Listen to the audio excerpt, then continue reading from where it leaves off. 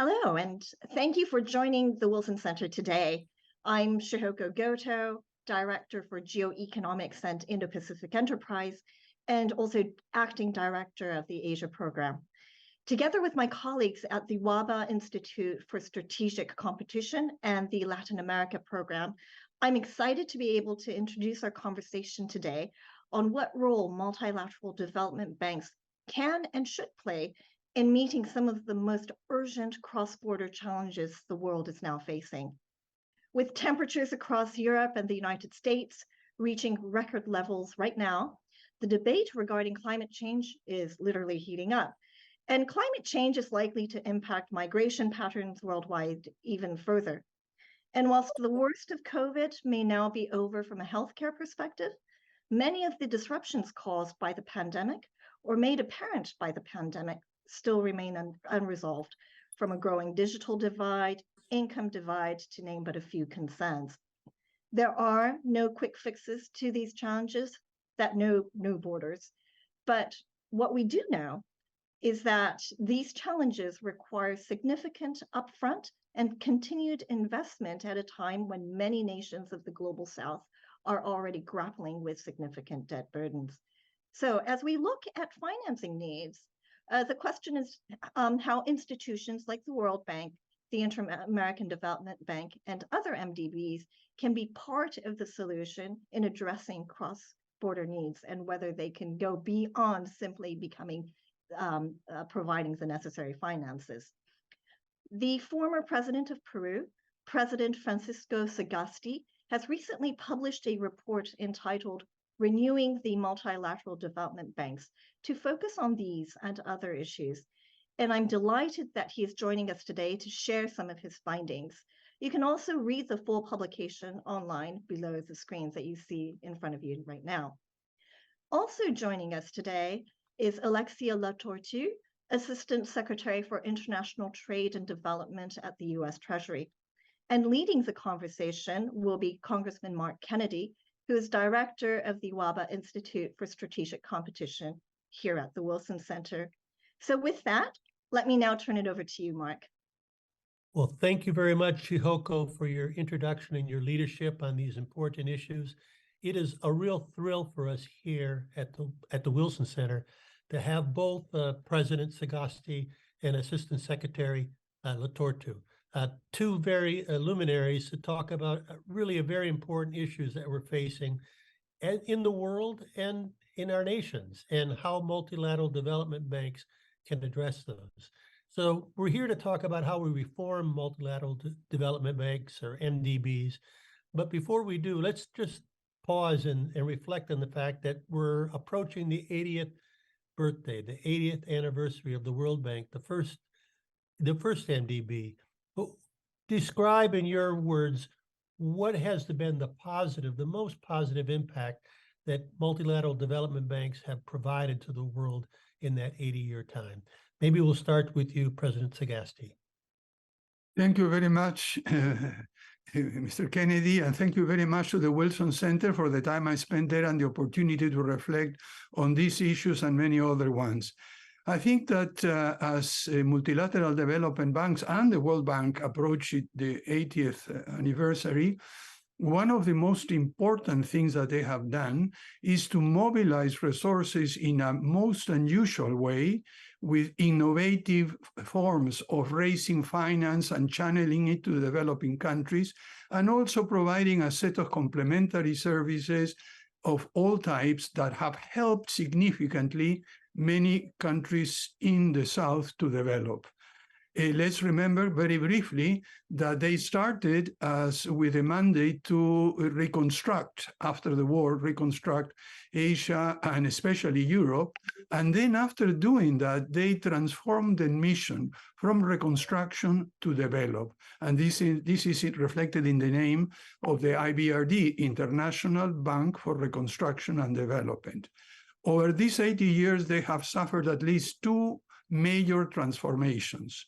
First, from reconstruction to development and finance primarily in infrastructure.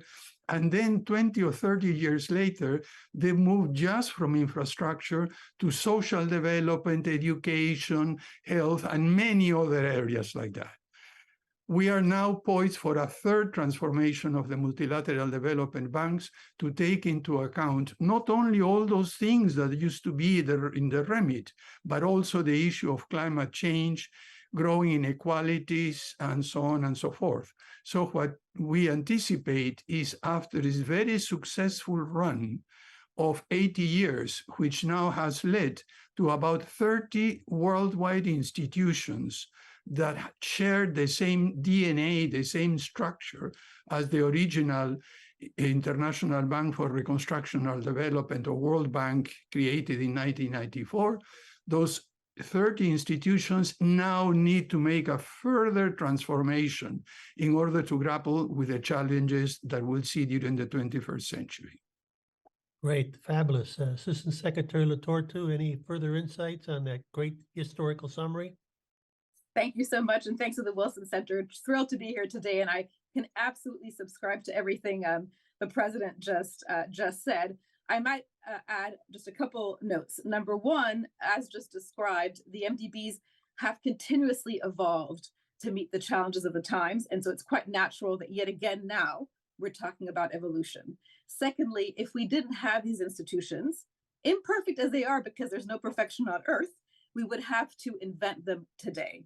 And then thirdly, I think in addition to the financial resources the banks have been able to raise because of the innovative, and I should add, cost-effective for the taxpayer model of raising funds, it's also the knowledge, the know-how, the policy advice that these institutions have also brought to bear to help countries from France, the first loan, to a diversity of low-income and middle-income countries today, really help advance. And I would say the MDBs are probably the most powerful tool we have to help achieve the Sustainable Development Goals that we're actually now are quite challenged in terms of meeting them, but they're the best tools that we have to meet these challenges. When we had the financial crisis, they were absolutely a tool that the US turned to.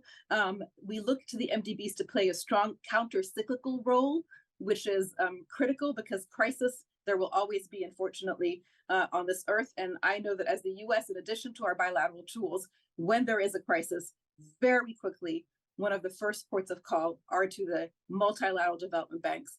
Final point, the sheer value of them having a multilateral table, a place where nations of the world can still talk, however difficult things become, I think has a value in of itself.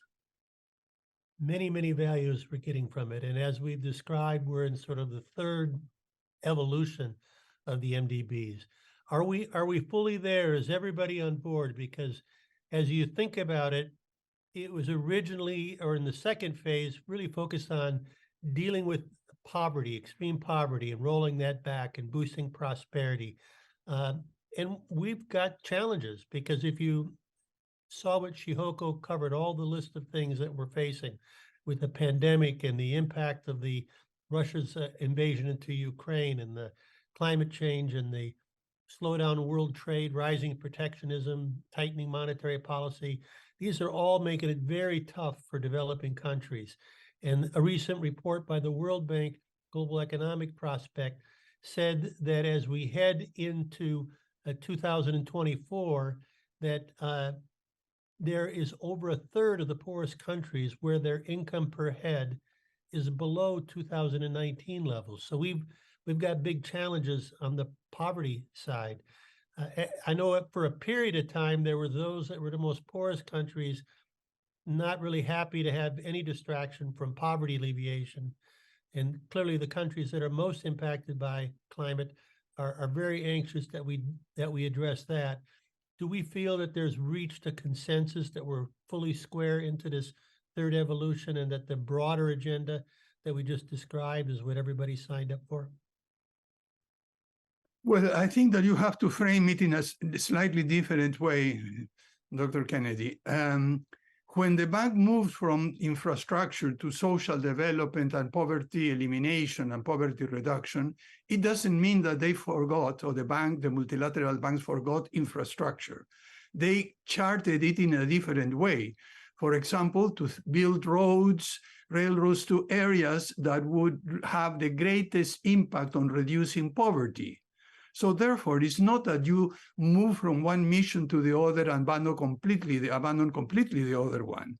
So in this evolution that Assistant Secretary Letter 2 has mentioned, what will happen is what it was doing before has to be recast in a much more creative, in an imaginative way, so that you do at the same time the tasks of poverty reduction, at the same time you address the impact of climate change. And at the same time, you also build infrastructure. So it's not a trade-off. It is basically how to recast. And this is what is required.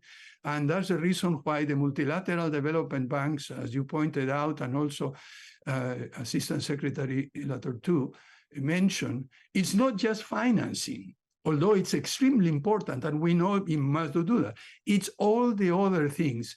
They used to be called complementary services, but I think that they should be relabeled now, and they should be key support services, because what you have to do is to train people, transmit new ideas, and not only just do technical assistance. What you can do is shared best practice. At this moment, the solution will not come from Washington, excuse me, from a think tank anywhere. Many of the solutions, as Sigoto pointed out, come from Asia and from Latin America. And what you need is to learn from each other and to transmit those lessons. So it's more than just simply technical assistance. It's capacity building, it's providing the institutional arrangements that are required, for example, to increase your tax collection and then have greater resources. It is also, and most important, and something which in my view has been sorely neglected, is the build-up of science and technology capabilities, engineering capabilities in developing countries, middle-income, low-income countries. The world has moved rapidly to the knowledge society, but the capacity to generate and utilize knowledge has been distributed in the most unequal way. There is no indicator of inequality between poorer and richer countries. It's not income per capita, it's not capital formation, it's not exports, it's basically the investment in science and technology capabilities. So what we need to do is to complement the function of mobilizing funds for development with creating those capabilities so that countries can use them. But it's not a trade-off. You can do, and the bank and other institutions have shown that this is possible. So if I go ahead, Assistant Secretary Letter 2. If I may, and I'll be brief, I'd like to just double down on the point that President Sagasti said about it's not a trade-off. I would go even further and say that we will not have sustained progress on poverty reduction. We will not be able to achieve the Sustainable Development Goals if we do not tackle massive transboundary challenges, climate being first among them, but I would add pandemics. I would actually also add the impacts of fragility and conflict and the ensuing movement of people. So I think we will just not have that progress. And to your point about, is there a consensus? Your question, Dr. Kennedy, is there a consensus? My sense is yes. I was just in Paris for the big summit that Macron did. You would have heard President Ruto say this very eloquently among many other leaders. I think where there may be a difference is how we talk about it.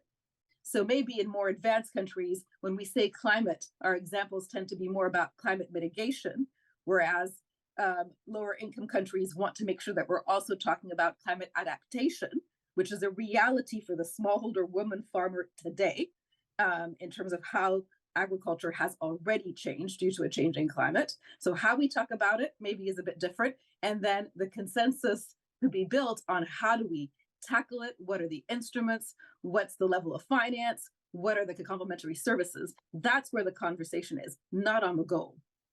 Yeah, was a minor point. I mean, I think that the difference between mitigation and adaptation is blurring itself and disappearing. Yeah, if you go to Phoenix, Arizona, after 19 days of record breaking, you're not going to talk about mitigation. You're going to talk about adaptation as well. If you go to Canada, where fires have been raging for months, you don't talk about mitigation. You also talk about adaptation. So I think that the world has moved all, and you are right, the consensus, there is no consensus on the terminology, but I think that gradually everybody will realize that the whole world is in an adaptation, not just a mitigation mode. So we are left with a system of multilateral development banks that have very full plates with a lot of items that the world is looking for them to help address. We just, within the last day, a panel at the G20 concluded that they need there should be an additional spending of about $3 trillion each year by 2030. That's what they are assessing would be required in incremental investments above and beyond what we're doing now for climate action and for meeting the other sustainable development goals. That's trillions with a T. At the same time, there's been some reforms that have been put on the table that we're moving towards embracing. World Bank President Aja Banga is suggesting that these new portfolio guarantee program, the hybrid capital, could boost funding by 50 billion in the next decade. That's about 5 billion a year, but that's billions with a B. That's a lot of money, but when you compare B's versus T's, we've got a lot to do. Maybe I'll start with you this time, Assistant Secretary Latortu. What do we think about the reforms that have been put on the table? And I know that the Secretary Yellen has said that they're looking for something even more ambitious. What's your thoughts about what we have to consider? What's your thoughts about what bolder action needs to be taken to close that gap between the trillions and the billions?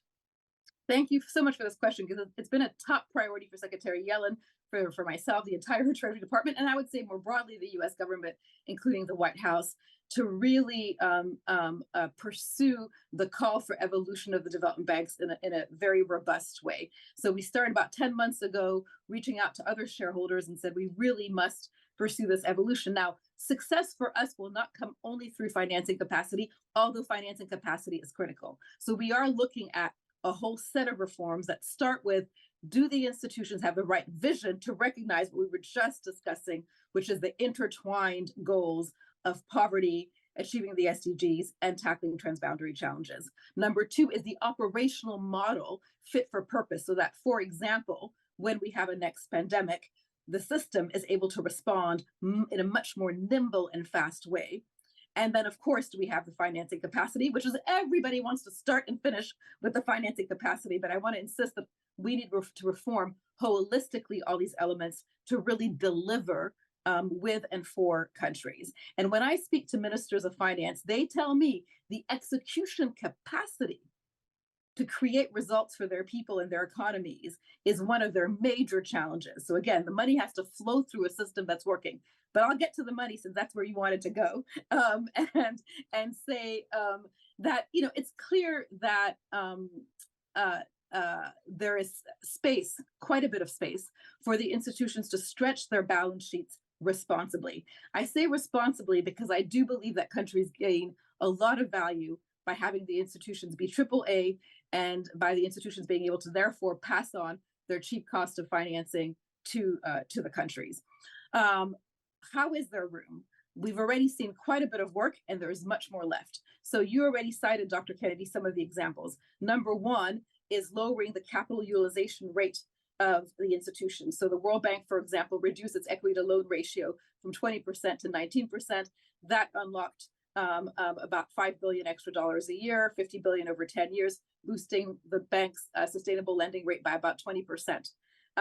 Then there is much more. There is hybrid capital, which you touched on. That's basically subordinated debt, which you can get from both the private sector and from shareholders. There's improving the platform for guarantees for the institution. And so the World Bank is unveiling a new guarantee platform. And for example, we as shareholders have a responsibility. For the first time in our fiscal 24 budget, we put in a request to be able to provide a guarantee to free up sovereign lending headroom at the IBRD and also at the Asian Development Bank. The subsidy cost, about 14, the numbers change over time, but about 14 million gets you about $1 billion of freed up sovereign lending headroom. So that's quite significant as well. The IDB Invest under the new president, Ilan Goldfein, is looking at revisiting their entire business model so that it's predicated on a risk-sharing model, which is the MDBs are there when risk is high. They do the project preparation. They do the hard work of sort of structuring projects. As soon as the risk return is such that the private sector might be interested in that asset, they are then able to share it with the private sector, creating space on their balance sheets to then again do the riskier work. So these are just a number of ideas. Other innovations have been made in the past, like exposure exchanges. Regional development banks tend to have a concentration problem, and so being able to do exposure exchange also creates some headroom. So we think that there is more to be done there. And then there's one recommendation in particular I would like to underscore from the G20 Capital Adequacy Framework report.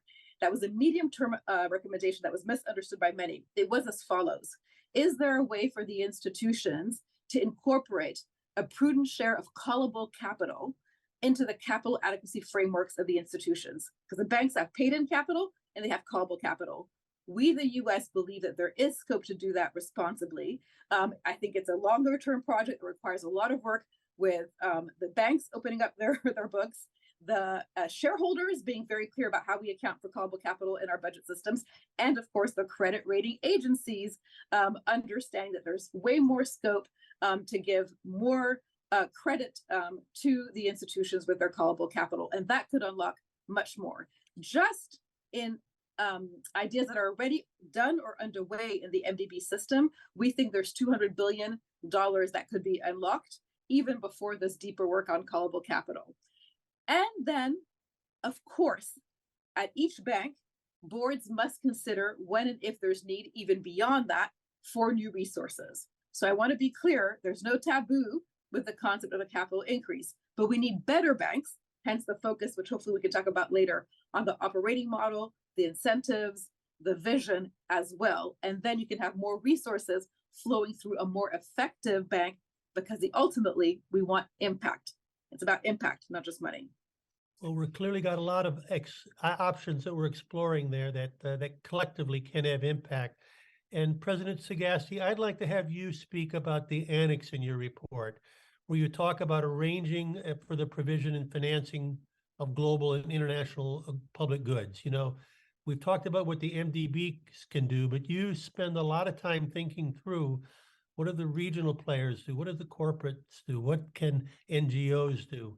And maybe describe how you have analyzed that in your different domains of the global, of the networks, of the local, and how they all play together and can have a profound impact on helping to close this funding gap. Well, thank you very much. First of all, let me compliment what the Assistant Secretary Dr. Tu has mentioned. I totally agree with her. There is plenty of room to mobilize additional resources from the private sector, from civil society, and so on. So it is possible to do that. At the time when I used to be in charge of strategic planning at the World Bank, the main concern was the headroom, the total amount of loans. But now it has changed to capital adequacy, which then brings the multilateral development banks a little bit in the direction of the commercial banks. I think that needs to be redressed. And I think that the capital adequacy ratios of the multilateral development banks could go even beyond the 19% that you were mentioning. It could be 15% and still will be at least 6 or 7 points above what the private banks do. So therefore, that's not a concern. But to complement what you said and to build a bridge to the question of Professor Kennedy, I would argue that you also need, the bulk of new resources for development have to come from the developing countries themselves. So one of the key ideas is how can the multilateral development banks use part of the financial resources, maybe as counterpart funds and other things like that, at the same time that they assist countries in order to raise their own revenues more effectively in a much more equitable way. Because by the time you add it up, even with the trillions of dollars that you're putting on the table, will not be enough given the challenges that you have mentioned and Professor Kennedy has mentioned as well. So therefore, the emphasis on domestic resource mobilization has to be a key and very high priority. Now, when I move to domestic resource mobilization, then we get to the issue of global public goods, international public goods. And we know what's the definition of that, and what we have seen with the pandemic, and we are now seeing with climate change, clearly makes us realize that a lot of local actions can have a tremendous global impact, which is felt locally in other places. So when we talk about international and global public goods, the first thing we have to realize that those goods are produced and consumed at a very local level. What changes is the way in which they spread internationally or globally. So keeping that in mind allows us to do two things. First of all, to think what I have in the appendix to the essay of what I call the decision tree for financing international and global public goods. And this goes all the way from private, it goes to the way to market creation. For example, the emissions market that were created 20 years ago have proven to be rather effectively, not as much as we wanted, but you can have resources from the private sector in many different ways and choose what is the most appropriate mix of private, individual, public, international funding for a particular public good. But once you do that, bearing in mind that it is ultimately produced and consumed at the local level, what you have to do is to go beyond declaring that someone is a public good, defining it as a global good. And unfortunately, my main concern and debate during the first years when this idea was put on the table is that everybody was worrying about the global public good at a very high level. And my argument was, wait a minute, for a global public good to really be effective, you have to have a delivery system that takes the political decision at the highest level and makes sure it changes behavior on the ground. The best example, I think, is one of preserving biodiversity and tropical forests. I mean, we can declare that, we can provide resources, we can give trillions of dollars, but the ultimate decisions on whether to retain those forests and to maintain them are going to be made by the local communities who live there. And not only by the local communities that live there, but unfortunately, by those who are encroaching on them. From my own point of view, and you probably are familiar with the situation in Peru through the work that the State Department does and your ambassador and so on, but the clear thing is this, that what you really need to do in order to preserve biodiversity, in order to, and also to preserve the tropical forest to absorb emissions, what you really need to do is to ask the people who are there to keep on doing what they have been doing for centuries, and to keep on doing that, preserving the forest in a new environment. And this new environment has illegal logging, illegal mining, clearing of the forest for plantations for palm oil or for cocaine. So if you want to preserve the global public good of biodiversity as a contribution to humanity, you really have to take action at a very, very local level, and not only focus on biodiversity, but to focus on livelihoods for those indigenous communities, to focus on security to prevent illegal loggers. And like in my own country, in Peru, unfortunately, we have seen more than a dozen leaders of indigenous community assassinated by those criminals. So paradoxically, you need to think about security at a very local level when you're thinking of providing an international or global public good. This is, as Professor Kennedy said, what I try to highlight in the annex, that you have to have a political decision at the highest level and then move from the global through all the way down to the local level in order to create the mechanisms and the institutions that make those decisions made at the highest political level, whether it is in Paris or whether it is in India or wherever it is, finally change the behavior at the very, very local level. If we don't do that, we remain at the level simply of speeches and nothing else. We have a very complex challenges in front of us. And as you say, a lot of attention is focused when the World Bank and IMF meetings, when we have a COP. But if it doesn't translate down into the ground, it's not going to make a difference. Now, one of the issues we have to wrestle with as we make that transition is the MDBs were really based on a country-driven operating model. They lend money to a country. But as we've already described here, the challenges are above and beyond countries. And what happens in one country can affect a country on the other side of the globe. So we need to address the regional and the global goals. Can these global goals be addressed within a country operating model?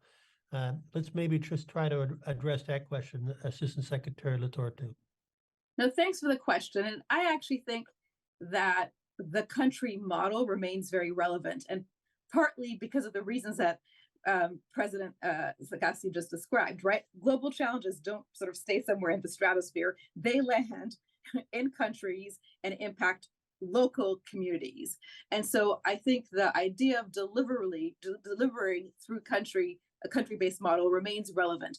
What needs to change is that we need to refresh this country-based model by ensuring that we're integrating in it diagnostics that actually take into account the transboundary challenges.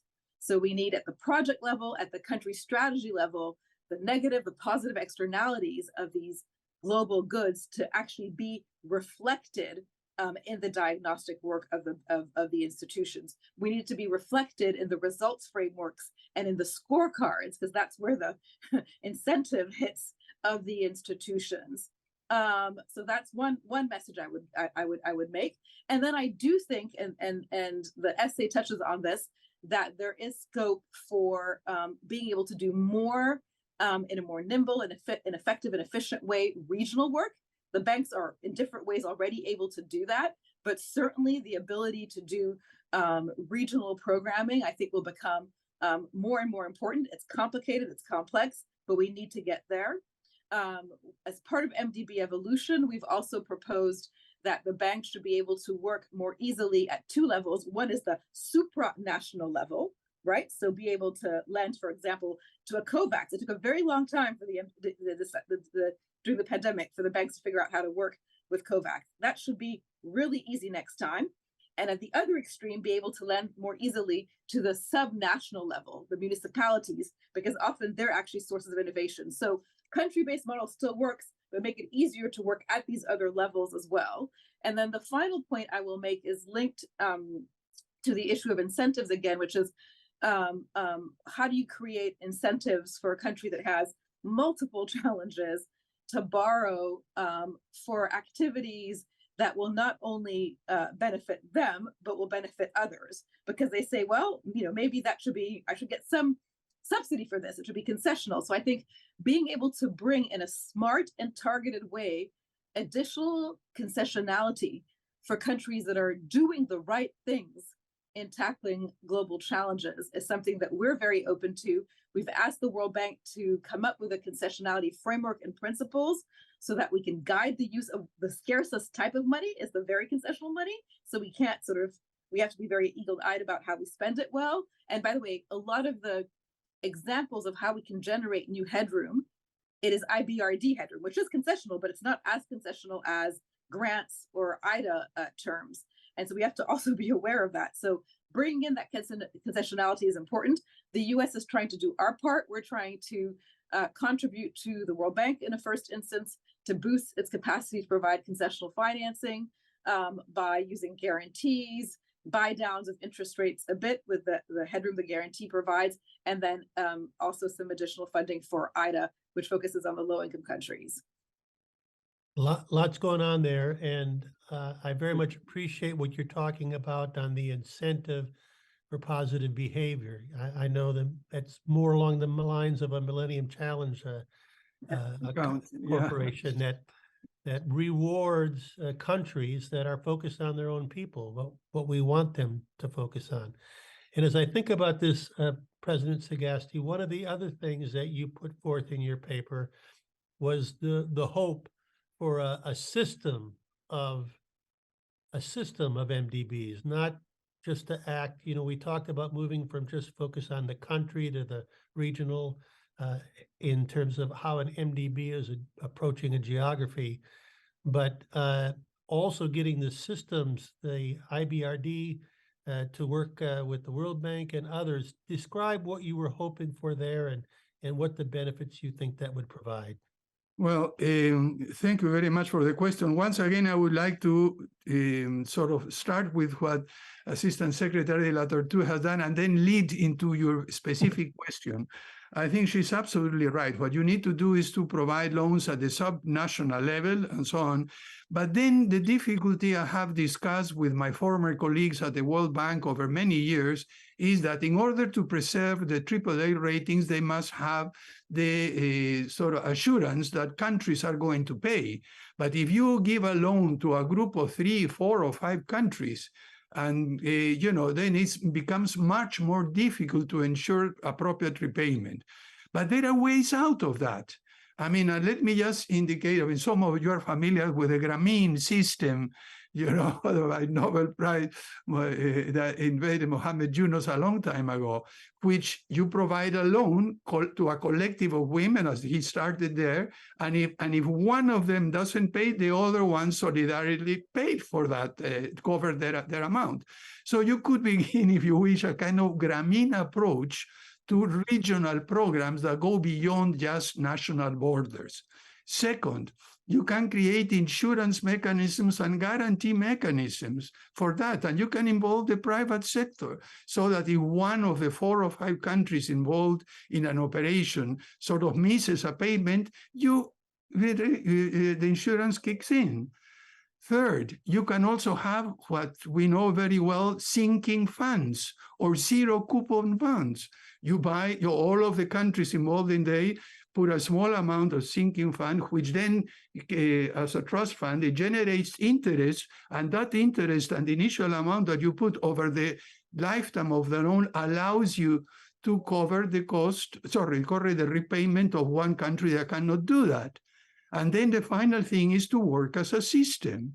This system can be organized, but not only by one MDB, but they can work together to create an insurance mechanism, a sinking fund, or whatever you want to ensure that regional loans, for example, it doesn't make any sense to make a major loan in order to preserve the Amazon forest just to Ecuador or to Colombia or to Suriname or to Brazil or to Peru or Bolivia.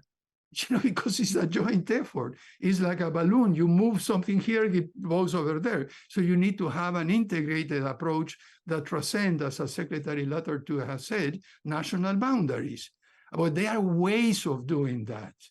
You know, all the way from the Grameen to the more sophisticated one of sinking funds, of other things like that.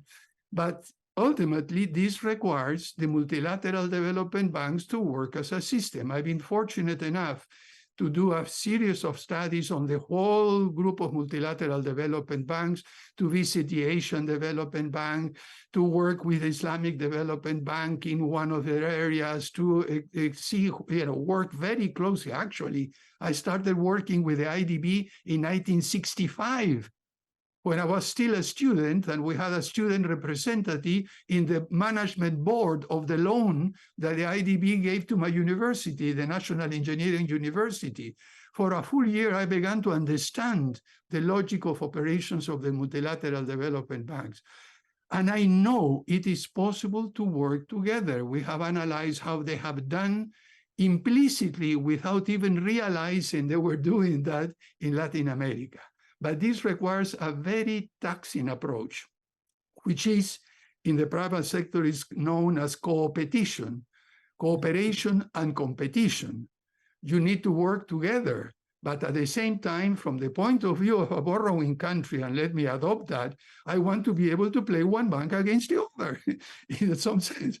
So therefore, this requires a very delicate balance, and that is the reason why I suggested in the essay that the new presidents of the two development banks, the oldest development banks, and those who know very well, Mr. Bank and Mr. Goldheim, perhaps they, with the support of some key countries, should call a meeting. I also found out from my dear friend Amina Mohammed, the Deputy Secretary General of the UN, that the Secretary General was planning to organize a meeting sometime in the fall on this subject. So therefore, I do think that you need to do that. And there is another question, which is a thorny geopolitical one, and I'm not quite sure that we can solve it very recently. Why was the Asian Infrastructure Development Bank created? For many reasons, but one of them was the decision of the shareholders of the World Bank not to rebalance the shares in that institution. The US continues to have about 16%. China, with an economy almost its size, has only between 5 and 6% of the equity of the. So there will have to be some sort of rebalancing of equity in one way or another for the whole system to work together. An alternative to that is, rather than rebalancing the equity, what you can do is to make them work together, to have a division of labor, to join forces, especially in the area of global and international public goods. So therefore, I think there is a very strong case for the very reasons that Assistant Secretary Latortu mentioned of the challenges that we have in the future, for the whole set to work together, and also that maybe there may be some space for new multilateral development banks, possibly in Asia. It has been said, for example, the Asian countries could create another institution of this sort. And the whole question is how to avoid excessive competition or excessive cooperation, and to find a very delicate balance. Many difficult challenges there. Assistant Secretary Latortu, thoughts on how we can ensure more coordination and cooperation between the various MDBs? So, it's easy to sound like, motherhood and apple pie when you talk about collaboration, but when it works, the countries feel the difference and everyone benefits. And I think we're at a moment where there's a real potential for deepening the coordination across the banks and really having a system that works. And that will be the big payoff when we do. I mean, I think it was incredible that Ajay Banga's first trip to Latin America, he said, let's go, Ilan Goldfein, let's go together, very first trip to the region. And there's a number of ways in which collaboration and coordination matters. Although I agree that, part of it is each institution playing to its strengths, because over the years, based on the challenges of each region, they have developed different expertise. So they're not like perfect substitutes for each other. And I think that's actually a good thing. So I think we should remember that as well, because coordination can also be, I will do less of X because someone else is doing more of Y. So I think we need to remember that.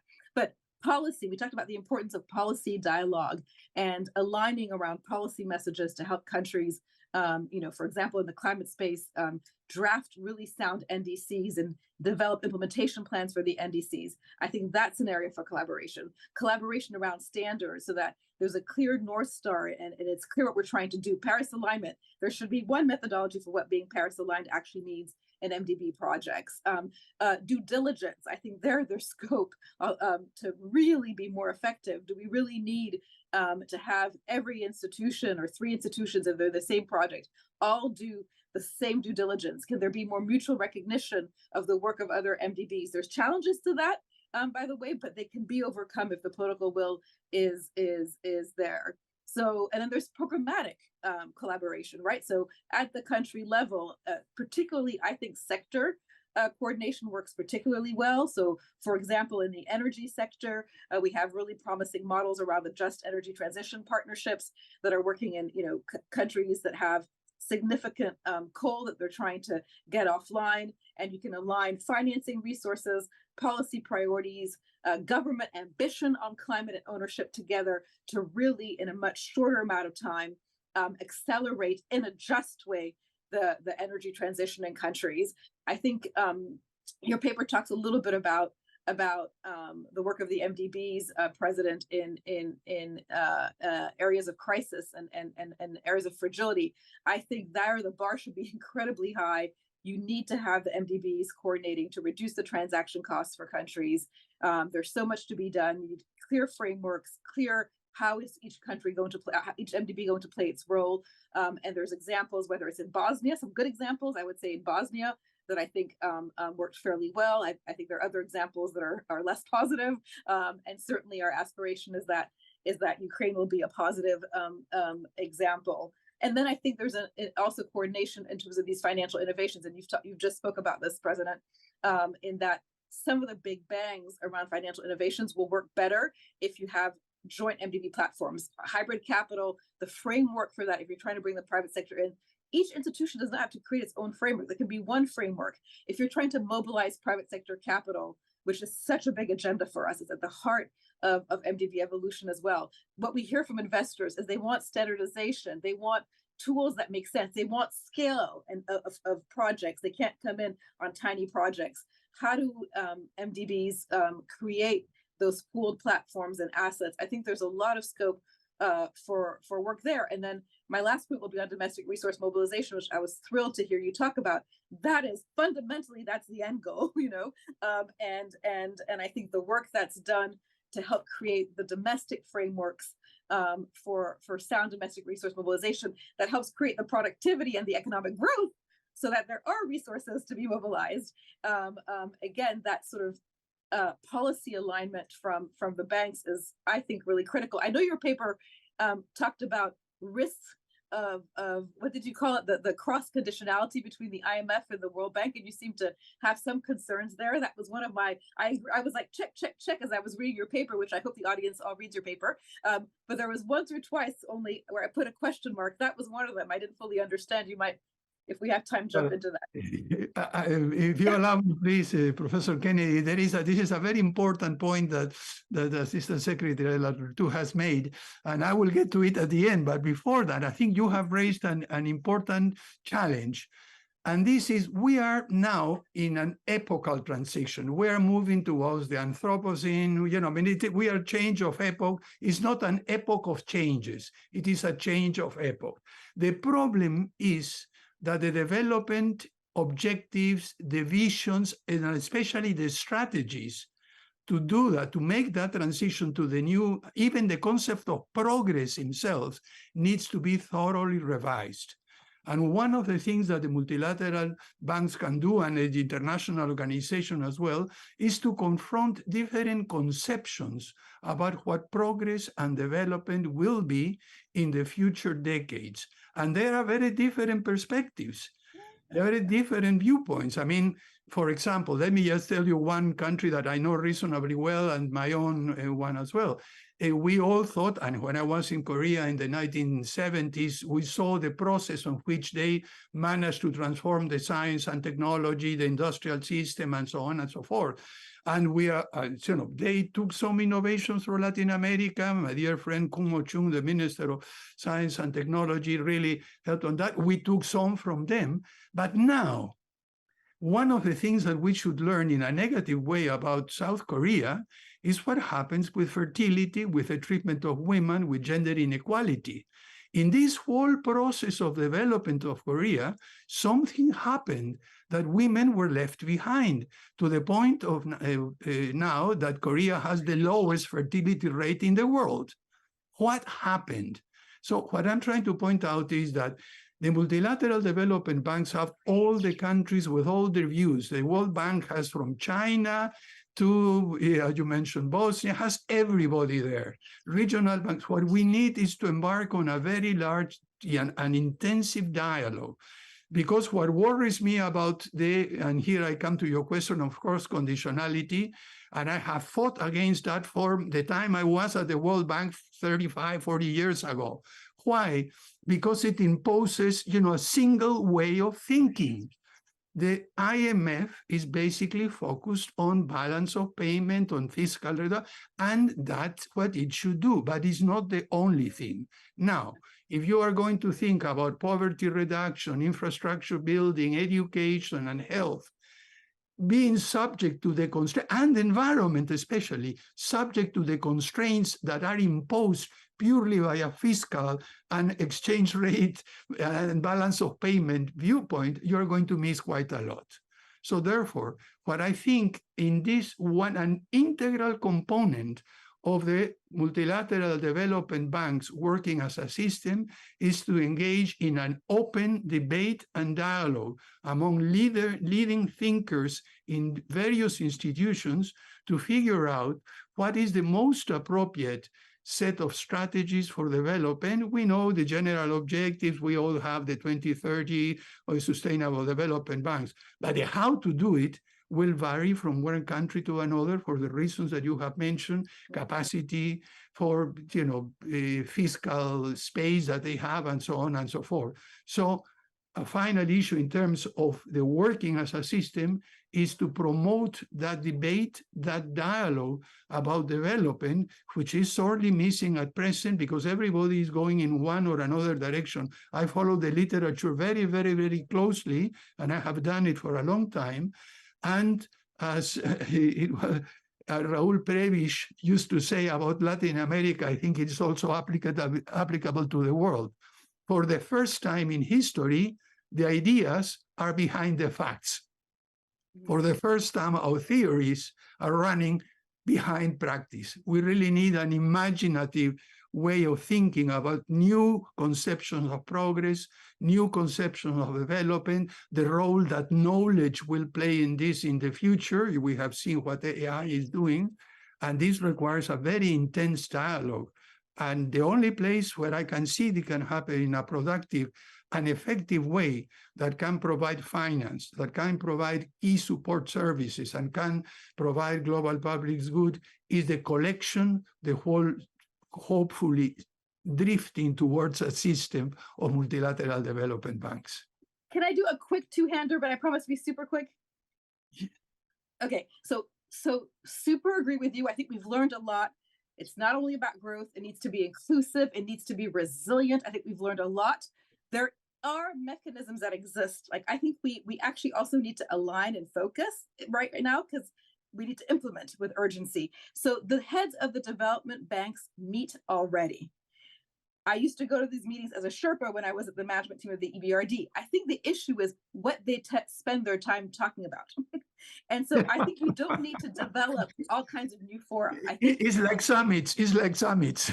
They need to use the time they already have to have exactly the conversation that we're talking about now, and to not be sort of doing, reading their Sherpa's talking points. They need to really be engaging on those kinds of issues. So I think the fora exists. We just need to use them purposely. So I just wanted to sort of caution against sort of duplications. And then I think the G20 Indian presidency was interesting. Obviously, that's not every country in the world, but the Indians, I think, talked a lot about sort of quality of life issues and the circular economy. And you could see the issues that they were raising about how to think about a concept of what progress and sustainable progress looks like, I think was very powerful. Absolutely right.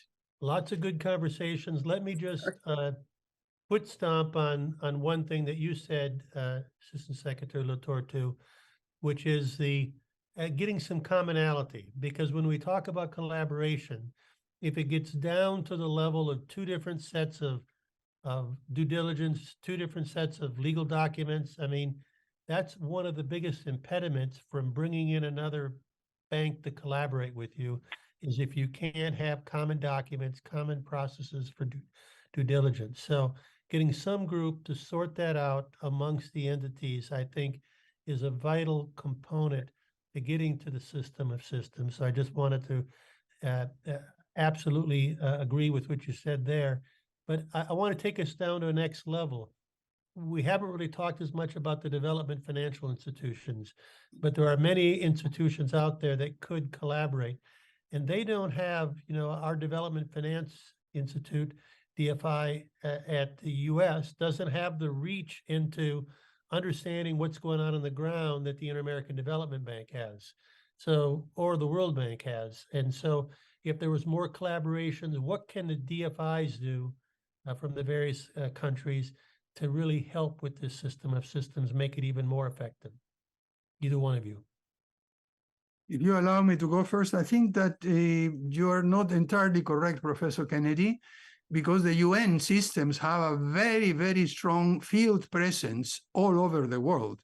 The UNDP and the agencies have their own representatives, so they are pretty much knowledgeable of what happens in the world. What is the main problem, I think, is, and I did a few years ago, I did a study of the budgeting process of the UN Secretariat and find out exactly how it was funded. The main problem is that the UN system itself requires also, if you wish, another transition or an evolution process or a major change, as the multilateral banks have done. I know I was very close to Secretary Perez de Cuellar. We tried to do some things, and he instructed me what were the limits of action given the charter of the UN. So I think that is going to take some time, but in the meantime, before you can get this change at the world level and cooperation at the level of the heads and so on the ground, there is already a lot of cooperation. I've been working with the representatives of many agencies, of many bilateral institutions. I worked with AID, with DFID. I worked with Canadian, when it existed, the Canadian International Development Agency, with Korea, Japan, and so on.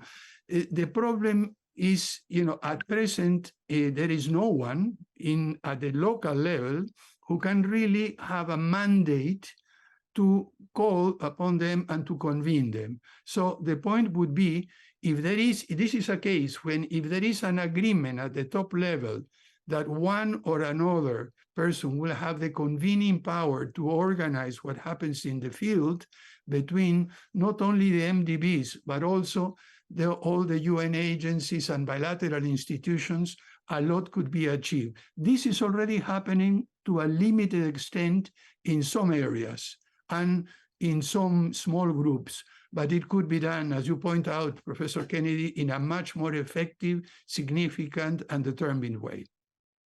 And I think maybe just quickly, you were talking about the development finance institutions in particular. I think I heard that in your question. So the sort of DFC that we have in America. Exactly. Yeah, the private sector focused institutions. So I think they're a critical part of the architecture. And again, if we're really going to succeed, I actually think the DFIs, have to be involved, and there is scope for DFIs to do more.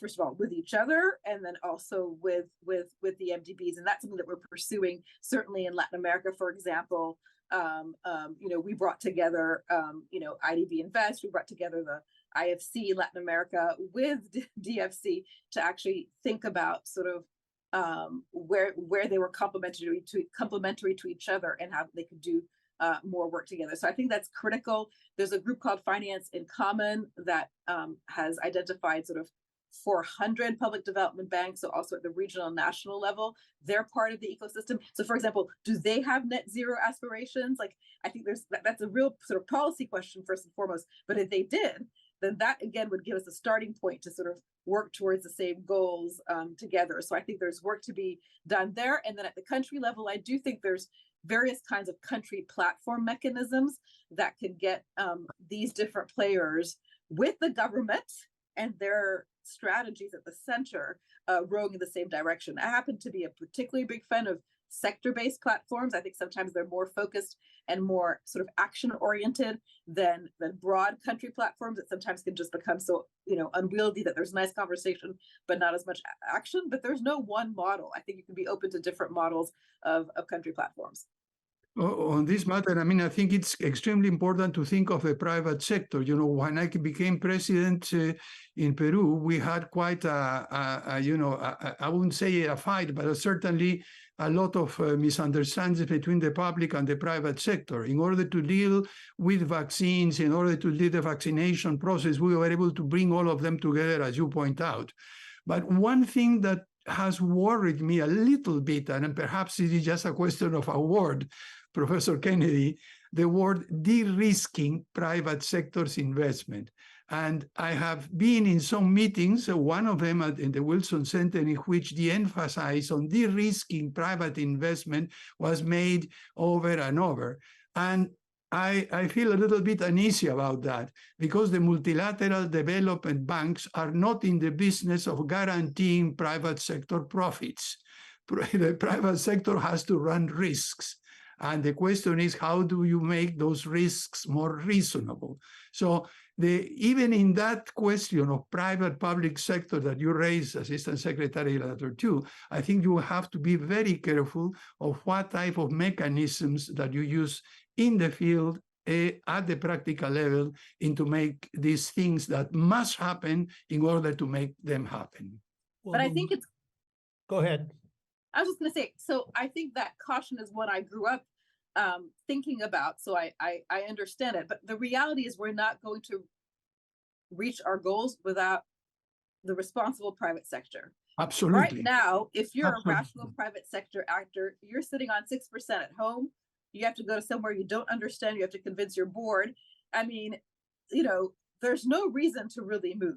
I mean, you have plenty of corporate social responsibility things you can do at home. And so the lack of understanding and information and knowledge about most emerging markets is still actually shocking to me a bit, as someone who's a true multilateralist. And so we have to find a way to reduce the information asymmetry between the private sector and the opportunities in the in emerging markets. And so we need better data. We need the MDBs to be more transparent. Frankly, they have great data. They can show the performance of these of what's happening in emerging markets. And we know that over the long-term infrastructure, for example, debt for infrastructure in emerging markets performs quite well. If after 13 years of maturity, it's an investment grade asset. Private sector does not know this, so that we have to get the data out. That's the first step. Not all incentives have to be about de-risking. De-risking is part of it. The policy work, when I talk to investors, the first thing they're worried about before credit risk is actually political or reputation risk. So the work on sound policies, predictability of rule of law, that's really important. And then, yes, in my view, there is scope for some de-risking done smartly. The private sector secretariat has been clear. They have to come in, we can help them come in, but they have to take risk as well. So I think it's a package of things that we need. Sometimes the conversation just talks about blended finance as a magic solution, but that's only one piece of a bigger puzzle to get the private sector in. Fully agree. Well, let me just say that the fascinating thing about Wilson Center events is that you have a flood of additional questions come in the last 2 minutes that we could spend another hour or two on very productively. So we'll maybe have to gather again sometime to drill down on that. I mean, it's a we, not an I. We need the governments to give the multilateral development banks and the development finance institutions enough capital in order to activate private sector investment. And they have to take risk, but they have to be reasonable given that they have their own obligations to achieve, and they're being asked to do things in different parts of the world. So lots more to talk about on that front, but this has been absolutely wonderful.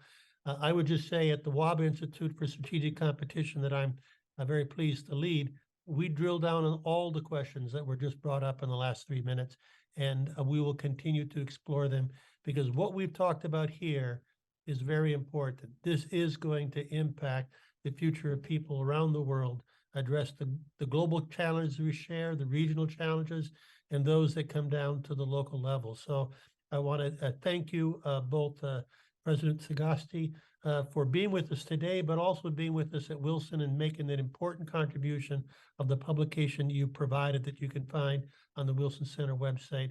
And I want to thank you, Assistant Secretary Latortu, for your contributions here today, but also what you and your other fellow colleagues at Treasury do in terms of bringing our relationships with our multilateral development banks in a way that positively and constructively moves the world forward. So again, this is Mark Kennedy, Director of the WAB Institute, Strategic Competition at the Wilson Center, signing off, thanking everybody for joining us, thanking our panelists.